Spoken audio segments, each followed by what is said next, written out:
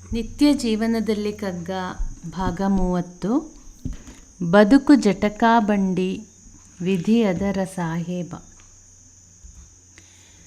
ಬದುಕು ಜಟಕಾ ಬಂಡಿ ವಿಧಿ ಅದರ ಸಾಹೇಬ, ಕುದುರೆ ನೀನವನು ಪೇಳ್ದಂತೆ ಪಯಣಿಗರು.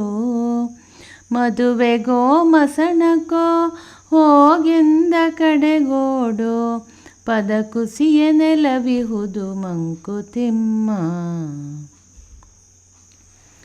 ಇಲ್ಲಿ ಒಂದು ಆಟೋ ರಿಕ್ಷಾದ ಉದಾಹರಣೆಯನ್ನು ಕೊಡುತ್ತಾರೆ. ಆಟೋ ರಿಕ್ಷಾ ಹೋಗುತ್ತಿರುವಾಗ ಅದು ಎಲ್ಲಿ ತಿರುಗುತ್ತದೆ ಎಂದು ಹೇಳಲು ಸಾಧ್ಯವಿಲ್ಲ, ಏಕೆಂದರೆ ಆ ಡ್ರೈವರ್ಗೆ ಸ್ವಾತಂತ್ರ್ಯವಿಲ್ಲ.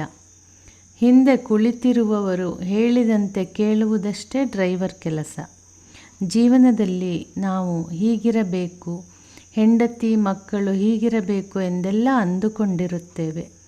ಹರಿಚಿತ್ತ ಸತ್ಯ ನಮ್ಮ ಹರಿಚಿತ್ತ ಸತ್ಯ, ನರಚಿತ್ತಕ್ಕೆ ಬಂದುದು ಲವಲೇಶ ನಡೆಯದು ಎಂಬ ದಾಸರ ಹಾಡಿನಂತೆ ಬದುಕು ಜಟಕಾ ಬಂಡಿ, ವಿಧಿ ಅದರ ಸಾಹೇಬ.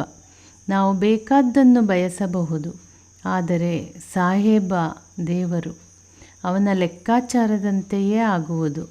ಆದ್ದರಿಂದ ದೇವರಿಗೆ ತಲೆಬಾಗಲೇಬೇಕು. ಮುಂದಿನ ಸಂಚಿಕೆಯಲ್ಲಿ ಭೇಟಿಯಾಗೋಣ. ಧನ್ಯವಾದಗಳು.